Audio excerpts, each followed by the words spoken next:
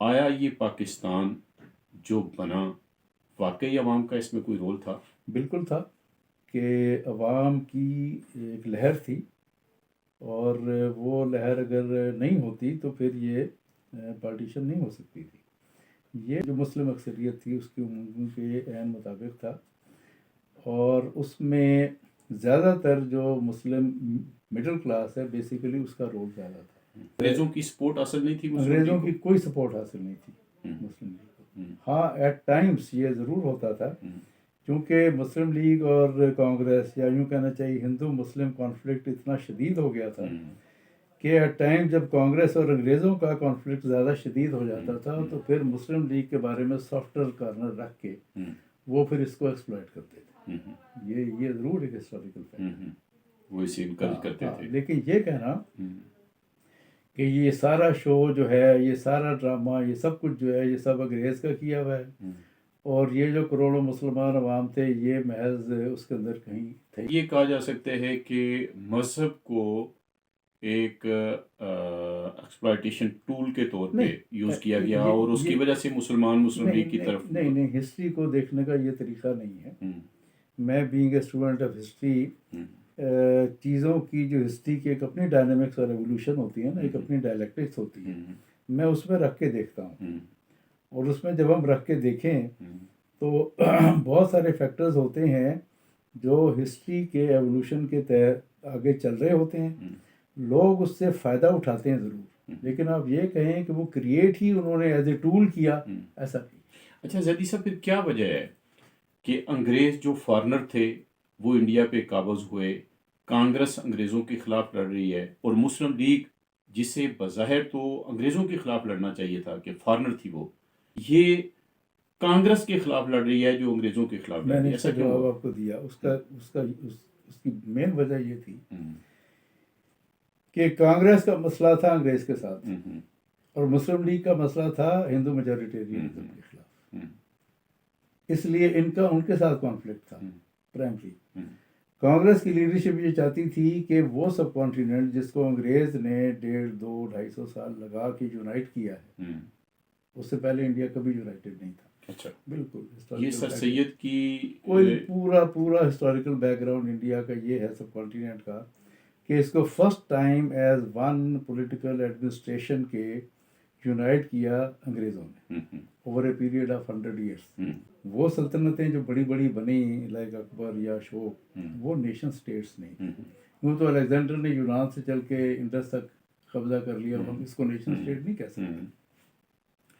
Nation status emerge ہوئی ہیں industrial revolution کے بعد، کلونیلزم کے آنے کے بعد۔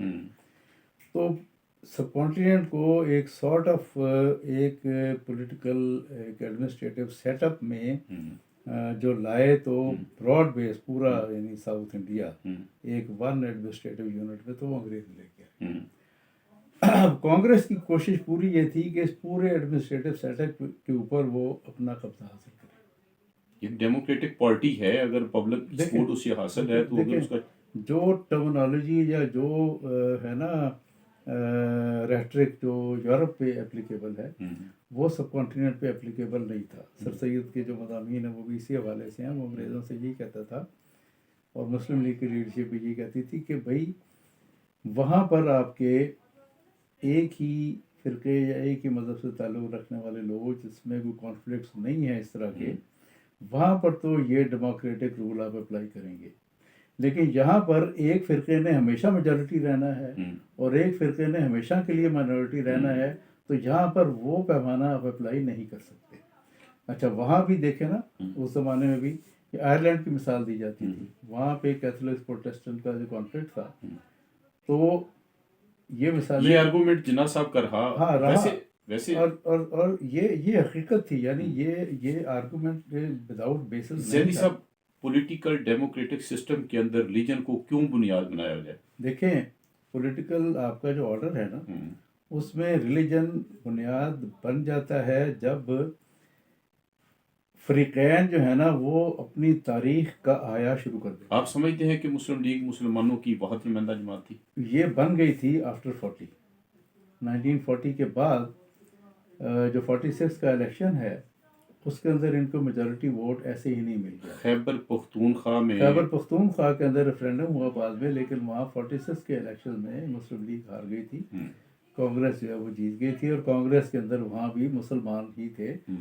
ڈاکٹر خان صاحب یا غفار خان، یہ لوگ جو تھے. اچھا، آپ کی بات سے یہ سمجھا جائے کہ پاکستان جو بنا یا جو بنایا گیا، میں یہ بنایا ایک گیا قوم نہیں نے کہتا. ایک قوم نے بنایا. ایک قوم کا تو لفظ ہی جو ہے نا وہ اپلیکیبل نہیں ہے. دیکھیں، ایک قوم کا جو ڈیفینیشن ہے وہ وقت کے ساتھ ساتھ بدلتی چلی جاتی ہے. آپ ہسٹری کے خاص ایپک میں، خاص ٹائم میں کسی ایک خاص نقطے پر، کسی ایک خاص ایجنڈے پر متفق ہو جاتے ہیں، جس کو ایک کامن یونائٹڈ فرنٹ آپ کہتے ہیں، کہ ہم نے یہ آبجیکٹیو اچیو کرنا ہے، اور اس 1 پوائنٹ ایجنڈے پہ ہم اکٹھے ہیں. اور وہ 1 پوائنٹ ایجنڈا جس پہ بنگال سے لے کر ویسٹ پاکستان کا جو ایریا جہاں تک، اس 1 پوائنٹ ایجنڈے پہ جو لوگ اکٹھے تھے وہ یہ تھا کہ ہمیں ان ہندو میجورٹیرینزم سے آزادی حاصل کرنی. اچھا زیدی صاحب، یہ بتائیے، کیونکہ کانگریس کی لیڈرشپ جو ہے وہ ریلیجن سے اوور ہو کے پالیٹکس نہیں کر رہی تھی. یا تو وہ واقعی سیکولر پالیٹکس کر رہے ہوتے، جو کہ وہ نہیں کر رہی تھی. اگر اس پہ آپ نے دیکھنا ہو تو خود ابوالکلام آزاد کی جو کتاب ہے انڈیا ونز فریڈم، اس کو آپ پڑھ لیں. خود ابوالکلام آزاد بھی کانگریس میں رہے. خود بہت سارے ابوالکلام، مسلمان. ہاں، خود ابوالکلام آزاد کانگریس میں تھے، اور بڑا اہم ان کا کردار ہے. ان کی کتاب جگہ جگہ بتاتی ہے کہ کانگریس کی لیڈرشپ سیکولر نہیں تھی، وہ سیکولر رویوں کے خلاف تھی.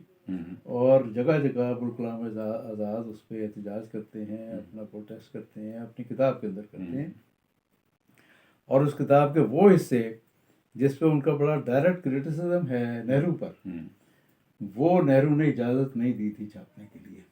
ان کو پرسنالٹی کلیش ہو سکتا ہے زیدی صاحب. ایک ایسی جماعت جس میں کلیش نہیں ہے. وہ جگہ جگہ بتاتے ہیں کہ یہاں پر آپ جو ہے وہ اپنے سیکولرزم کا مظاہرہ نہیں کر رہے. مثلا الیکشنز کے اندر بہار کے صوبے میں کانگریس جیتی، لیکن جو کانگریس کا صوبائی لیڈر تھا وہ مسلمان تھا.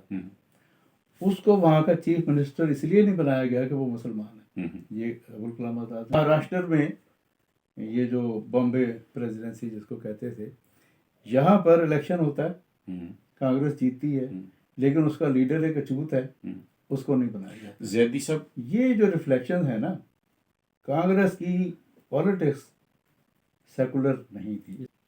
زیدی صاحب، ایک ایسی جماعت جس میں باقاعدہ انتخابات ہوتے ہیں، جس میں ہندو بھی ہیں، مسلمان بھی ہیں، سکھ بھی ہیں، جین بھی ہیں، مختلف فرقوں کے لوگ ہیں.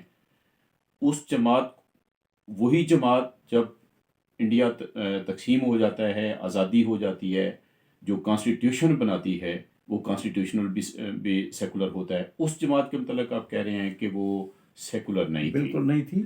وہ اس کا سیکولرزم تھوڑے ہی عرصے کے اندر ایکسپوز ہو گیا جب اسی کانسٹیٹیوشن کو لکھنے والا بی آر امبیڈکر اس کو ریزائن کر کے چلا گیا. کیونکہ دلت کے ساتھ جو پرومسز اس میں کیے گئے تھے ان کو نہیں نبھایا. وہ فرقہ وارانہ اگر کوئی امبیڈکر نے ریزائن اسی لیے دیا کہ جو کچھ کانسٹیٹیوشن میں اس نے لکھا ہے نہرو اس پہ عمل نہیں کر رہا. شیخ عبداللہ نے کا اختلاف اسی لیے ہوا کہ کشمیریوں کے ساتھ جو وعدہ کیا گیا تھا وہ نہیں کیا گیا. انڈیا کے پنجاب کے خالصتان کے جو ماسٹر تارا سنگھ تھے ان کے ساتھ جو وعدہ کیا گیا تھا وہ پورا نہیں کیا گیا. نہرو نے انہی لوگوں کو اٹھا کے جیل میں انڈیا کے کانسٹیٹیوشن کے اندر کون سی چیز آپ کو نظر آتی ہے جو ڈیموکریٹک نہیں ہے؟ دیکھیں، کانسٹیٹیوشن میں تو ڈیموکریٹک چیزیں لکھتے ہیں، عمل نہیں ہوتا ان پہ. عمل ہونے میں ایک اور چیز ہے. جو کانسٹیٹیوشن بنایا ہے کانگریس نے، اس کے اندر کوئی ایسی چیز ہے جو ان ڈیموکریٹک ہے، ڈیموکریٹک کے رولز کے خلاف ہے؟ کانسٹیٹیوشن میں آپ جو چاہیں لکھ لیں. آپ سمجھتے ہیں کہ جو کانسٹیٹیوشن کوئی جماعت بنائے گی، پریکٹس میں اس کانسٹیٹیوشن پہ کبھی عمل نہیں ہوا 75 سال کی تاریخ. آئیڈیل سچویشن تو شاید نہ ہو. نہیں، اس کانسٹیٹیوشن کی مسلسل وائلیشن ہوئی ہے، اور دن بدن اتنی زیادہ وائلیشن ہو رہی ہے کہ انڈیا اس وقت ایک بحران کی کیفیت میں. کانسٹیٹیوشنل لیول پہ اتنی وائلیشن ہو گئی. اچھا، کوئی چیز ایسی ویسے آپ بتا سکتے ہیں کہ کانسٹیٹیوشن کے اندر، انڈیا کی کانسٹیٹیوشن کے اندر ایسی چیز ہے جو ڈیموکریٹک نارمز کے اگینسٹ ہے؟ دیکھیں، یہی جو وہ کانسٹیٹیوشن اب اس شکل میں تو رہا نہیں. یہ جو 370 اور اس طرح کی بہت سی کلازز تھیں، 370 ڈیموکریٹک نارمز کے اگینسٹ تو نہیں اگینسٹ تھی. 370 में जो राइट दिया गया था, वो राइट जो है वो फिर वायलेट किया गया उन लोगों के साथ जिस वादे की बुनियाद पर 370 को रखा गया था। आपने उस वादे से इनराफ किया। नहीं, सवाल जदी साहब ये देखिए, है, डेमोक्रेटिक या डेमोक्रेसी का लफ्ज़ जो है ना, एब्स्ट्रैक्शन में अगर हम इस्तेमाल करेंगे तो एप्लीकेबल नहीं है सब कॉन्टिनेंट पे, मैंने शुरू से कह दिया।